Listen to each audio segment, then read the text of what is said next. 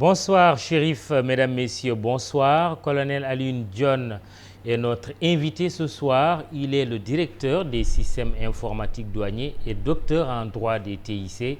Bonsoir, colonel. Bonsoir, M. Kane. Merci d'avoir accepté notre invitation. Tout le plaisir est pour moi, M. Kane. Le prétexte de cet entretien est la Journée internationale de la douane qui aura lieu demain sur le thème « La douane numérique pour un engagement progressif ». Pourquoi ce thème?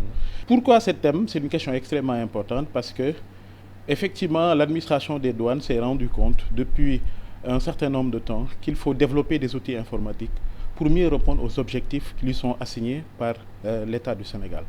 Effectivement, l'administration se doit de simplifier les procédures, l'administration des douanes se doit de faciliter les échanges, l'administration se doit de sécuriser les échanges et pour cela justement, les technologies de l'information sont le meilleur outil, le meilleur instrument pour arriver à ces fins-là. Donc, à cet effet-là, le fait que le thème soit la douane numérique fera naturellement que l'intérêt, en tout cas la dynamique numérique, devra naturellement être portée en avant pour véritablement mobiliser toute l'administration autour de ce thème porteur et de cette dynamique majeure. Alors, dans le domaine de l'audiovisuel, c'est-à-dire chez nous, c'est la TNT, la télévision numérique terrestre. Où est-ce que vous en êtes au début du processus ou à la fin du processus quand on parle d'informatisation du système douanier? Il faut dire que l'administration des douanes du Sénégal a longtemps adopté les numériques, les technologies de l'information. Le système informatique douanier Gaïndé a été mis en place en 1990, ce qui constituait une première en Afrique à l'époque. Et depuis lors, il y a eu beaucoup d'évolutions parce que beaucoup de plateformes sont venues. Notamment, on a eu en 2004 une réforme majeure qui est le guichet unique, qui est quelque chose d'extrêmement important en termes de simplification et de facilitation des procédures. Et en 2011, on a entamé un processus, celui-là novateur, parce que permettant de mieux remplir, en tout cas pour l'administration, de mieux remplir ses objectifs et ses orientations, c'est la dématérialisation. La dématérialisation est un processus extrêmement avancé. À cet effet, l'administration des douanes a mis en place un ensemble de plateformes. L'objectif, c'est d'arriver à ce qu'il n'y ait pas de papier dans tout le processus de dédouanement. Et par rapport à ces objectifs, on est extrêmement avancé.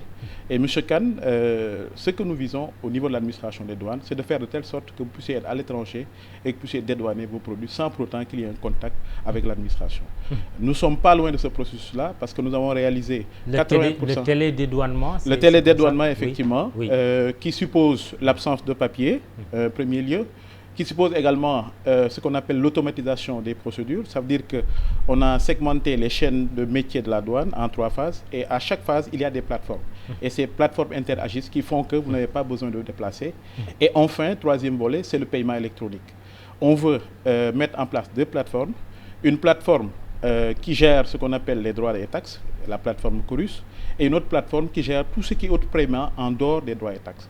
Le tout devra permettre à ce que l'usager puisse faire à partir de chez lui le dédouanement de ces marchandises. Alors, quelle compréhension justement le commun des mortels doit en avoir? Vous avez parlé de Chorus, de Orbus, de tickets libératoires, la liste n'est pas exhaustive. Absolument, oui. absolument. Oui. Absolument. On a mis rien que pour cette année une dizaine de plateformes. Ouais. Effectivement, comme vous l'avez dit, la liste n'est pas exhaustive. Maintenant, la compréhension qu'on devrait en avoir, c'est un meilleur service à l'usager.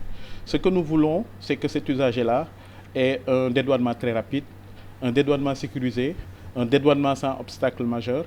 Maintenant, pour l'entreprise également, qui est un usager extrêmement important, parce que l'administration des douanes travaille pour le soutien à l'entreprise, pour la protection à l'entreprise. Effectivement, pour cette entreprise-là, on veut plus de transparence, on veut la maîtrise des coûts, la prévisibilité dans ces opérations. On veut enfin une meilleure, prévisibilité, comme je l'ai indiqué tout à l'heure, mais surtout arriver à sécuriser ces opérations, parce que cela compte beaucoup dans l'investissement. Le coût pour un investisseur est extrêmement important pour nous. Le temps de passage également aux frontières sont des choses extrêmement importantes. Quand on parle du doing business, la douane a une partition à jouer, par absolument, exemple. Absolument. Oui. La douane joue un rôle extrêmement important dans le doing business, parce que quand vous segmentez le doing business, il y a une branche qui nous intéresse particulièrement, le commerce transfrontalier. Et à ce niveau, il y a 2 éléments essentiels. Le temps de passage aux frontières et le coût de passage aux frontières. Et justement, les technologies de l'information nous permettent de réduire le temps de passage, mais surtout de réduire le coût de passage aux frontières. Ce qui fait que le Sénégal, du point de vue de la branche transfrontalier, l'indice commerce transfrontalier, gagne chaque année beaucoup de place parce que justement, il y a des évolutions fortes au niveau des technologies de l'information qui sont enregistrées chaque année. Alors, résumons-nous, la base de tout ça, du système, c'est Gaïndé 2000. Alors, est-ce que, pour donner une image, avec ce système, on peut dire que la douane est passée un peu des ténèbres à la lumière? Je ne dirais pas comme ça, mais je dirais qu'on est passé de 100% papier à presque 0% de papier dans la chaîne. Parce que effectivement, avant, les procédures étaient lourdes, étaient difficiles, mais avec le processus que nous avons entamé, on n'a presque pas de papier dans le processus. Il reste juste quelques éléments à apporter, quelques évolutions à apporter. Du ténèbre à la lumière, je ne dirais pas comme ça, parce que de tout temps, l'administration des douanes s'est inscrite dans une dynamique de performance. Même avant la dématérialisation, effectivement, on avait des solutions, on avait mis en place tout un dispositif qui permettait de simplifier et de faciliter.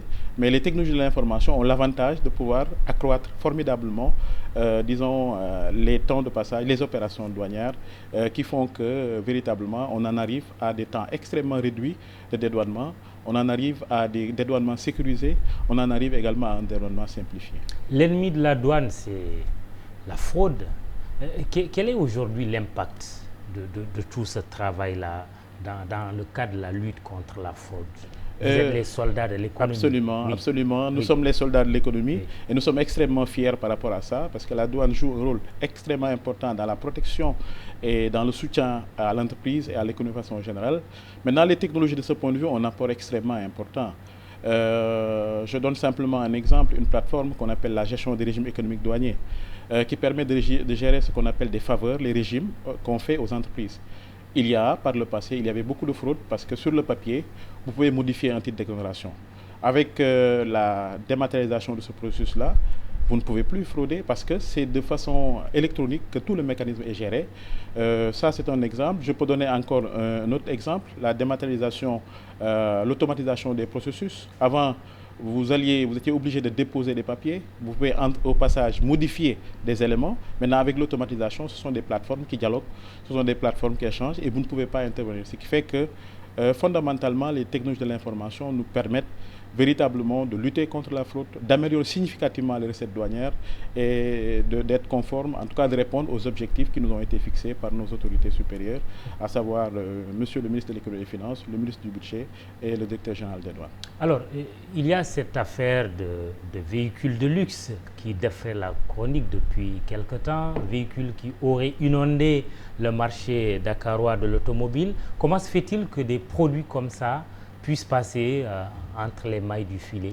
Oui, Monsieur Kane, ce qu'il faut prendre en compte, c'est que l'histoire de la fraude douanière, c'est l'histoire du gendarme et du voleur. Tous les jours, il y a des processus et des mécanismes de fraude qui se révèlent et que l'administration de douane démantèle. Si vous rappelez un peu, il y a quelque temps, on avait l'histoire du sucre. Effectivement, il y a un mécanisme qui a été mis en place, mais la douane a mis en place une stratégie qui a permis de démanteler. Et c'est de démanteler ce réseau-là. C'est la même chose. Le sucre roux d'aspect blanchâtre. Dans le sucre pour la consommation finale. Oui. Oui, il y avait effectivement, je crois que vous avez dû suivre l'actualité pendant ce temps-là, tout un circuit qui a été démantelé par l'administration des douanes. Et c'est comme ça, tous les jours, nous découvrons des systèmes de fraude qui sont mis en place. Et l'administration des douanes s'attache tous les jours à mettre en place ce dispositif, à enrayer la fraude pour arriver en définitive à augmenter les recettes parce que toute fraude entraîne nécessairement une diminution des recettes et donc notre performance des recettes est liée fondamentalement à notre performance dans le cadre de la lutte contre la fraude. Pour les véhicules quand même, les véhicules de luxe. Donc pour les véhicules, le rôle de l'administration des douanes se limite au dédouanement. Nous travaillons naturellement avec la police parce que lorsque ces véhicules arrivent, vous êtes obligé de demander à la police un document qui montre effectivement que ce véhicule n'est pas volé. Et nous, sur la base de ce document-là, que nous procédons au dédouanement. Donc le rôle de l'administration des douanes est une mission fiscale.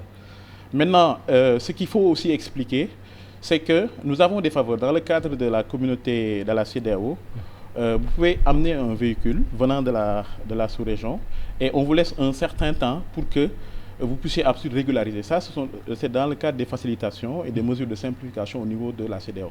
Malheureusement, on a compris que certains de nos compatriotes en profitent pour détourner la destination initiale pour faire de la fraude, mais à chaque fois, nous avons des contrôles après dédouanement qui nous permettent chaque fois d'identifier et de pouvoir véritablement faire les actions nécessaires afin. Oui. Donc, pour nous résumer, M. Kane, Oui. de ce point de vue, à chaque jour, on découvre des mécanismes. C'est pour Oui. les véhicules, c'est valable pour le sucre, c'est valable pour d'autres produits. Mais à chaque fois, nous mettons en place des mécanismes, nous mettons en place un système qui nous permet de démanteler et de pouvoir véritablement renforcer. Et c'est pourquoi les recettes douanières augmentent significativement. Justement, parlons de ces recettes. À combien elles s'élèvent en 2015? On a entendu le ministre de l'économie il y a quelque temps quand même dire, bon, il y a un gap de 50 milliards à combler. Non, sur ça, il faut dire effectivement que l'objectif fixé à l'administration des douanes pour cette année 2016 est de 612 milliards. Oui. Maintenant, ce qu'il faut dire, et c'est extrêmement important pour l'année 2015, la douane a fait un glissement annuel positif de 32 milliards. En termes simples, ça veut dire que la douane a travaillé plus et mieux que l'année 2000, pour l'année 2015, plus et mieux que l'année 2014, parce qu'on a eu 32 milliards de plus qu'en 2014. Pour un total de combien de recettes douanières? Pour un total 2015, de 500, en termes de recouvrement, oui. on a recouvré 578 milliards, ce qui est extrêmement important. Mais M. Kane, sur ce point-là, j'aimerais peut-être marquer une pause pour dire que si on fait de l'économie, on ne fait pas de recettes douanières. Je veux dire simplement que les recettes sont indubitablement liées à la politique économique. Oui. Et ce qui se passe actuellement, c'est que à travers le PSE, à travers tout un ensemble de programmes, notamment la transition fiscale, notamment également un programme extrêmement important, en tout cas le soutien à l'investissement, l'État du Sénégal est en train de travailler sur l'économie. Et le PSE donne une image extrêmement importante. Actuellement, nous sommes en train d'assister à vraiment des résultats extrêmement importants pour le PSE parce qu'on constate quand même une augmentation de la production intérieure sur beaucoup de produits, le riz, oui. etc. Oui. Et ça, indubitablement, ça se traduit par une diminution de recettes douanières. Ça veut dire moins d'importation. Exactement. Oui. Et également, si nous prenons un peu ce qu'on appelle les dépenses fiscales, Oui. Pour l'année 2015, l'État du Sénégal a notamment consacré 188 milliards pour le soutien à l'investissement. Donc l'État a renoncé volontairement à 188 milliards pour simplement soutenir l'entreprise, soutenir l'investissement. Et tout ça, naturellement, se répercute au niveau des recettes douanières.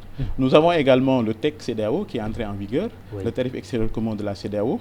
Et ce que ça a amené en termes du point de vue des recettes, c'est que ça a boosté les échanges entre les différents pays.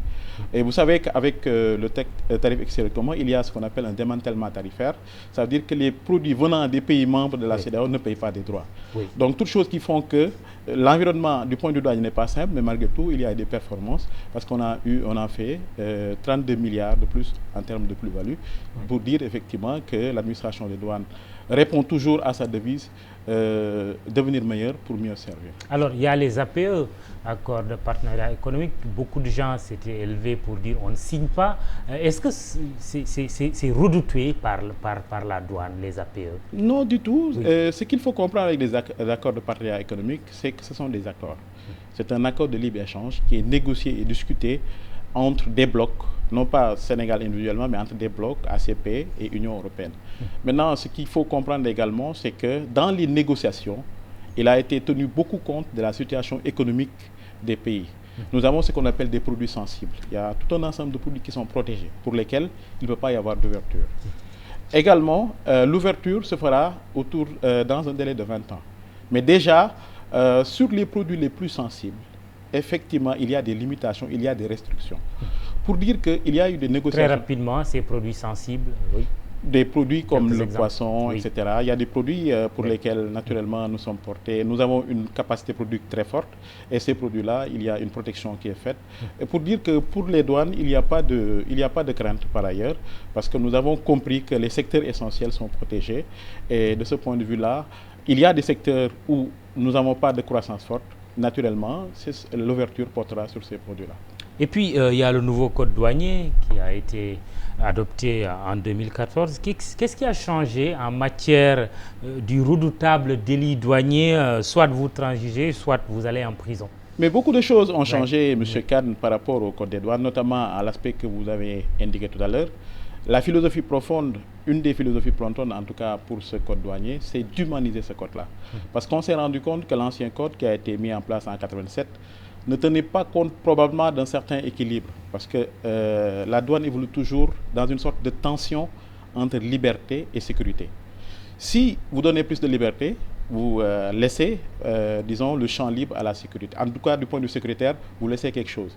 Mais si vous restreignez également, quelque part, il y a une ouverture, en tout cas, la liberté, quelque part, se trouve bloquée. Donc, c'est cette tension qu'il y a entre sécurité et équilibre, et cette tension et cet équilibre entre sécurité et liberté, qui a été définie à un moment donné en 87 et qui a été redéfinie.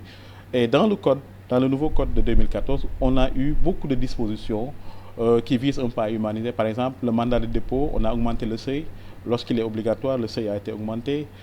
On a, par exemple, donné une place plus importante aux juges, parce que dans l'ancien code, le juge n'avait pas un rôle extrêmement important. Il avait les mains liées. Le parquet était obligé de poursuivre sur la base de la qualification de la douane. Le juge ne pouvait pas excuser sur l'intention. Bref, tout un ensemble de dispositions qui existaient, qui étaient attentatoires à la liberté, ont été enlevées ou simplement atténuées. En 10 secondes, la place de la douane dans le dispositif de sécurité de lutte contre le terrorisme au Sénégal. La douane joue un rôle essentiel puisque la douane est membre à part entière des forces de défense et de sécurité. Donc elle joue un rôle extrêmement important dans le renseignement, qui est un élément central, parce que pour lutter contre le terrorisme, l'élément central, c'est le renseignement, et la douane contribue significativement à ça. Il y a aussi un autre élément qui est lié à la présence de la douane aux frontières. Donc il y a tout un ensemble d'applications informatiques. Je peux parler du FNID, le fichier national d'information de la fraude, également le TAME, l'application qui permet de sélectionner et de contrôler. Donc du point de vue dispositif également, il y a, disons, une participation active, mais il y a surtout du point de vue de la coopération. Donc, du point de vue de la coopération, aussi bien au niveau horizontal entre les services internes, mais la coopération verticale avec les organisations internationales. Très bien. Merci, colonel Alioune John. Vous êtes le directeur des services informatiques de la douane. Rappelez aussi que l'Organisation mondiale de la douane a choisi le Sénégal pour l'organisation de la prochaine conférence exposition sur les technologies de l'information. Ce sera du 1er au 3 juin 2016 à Dakar. Rappelez également la journée internationale de la douane prévue demain. Bonne journée. Chérif, c'est à toi. Demain, rendez-vous avec Antoine Diouf. Excellente soirée.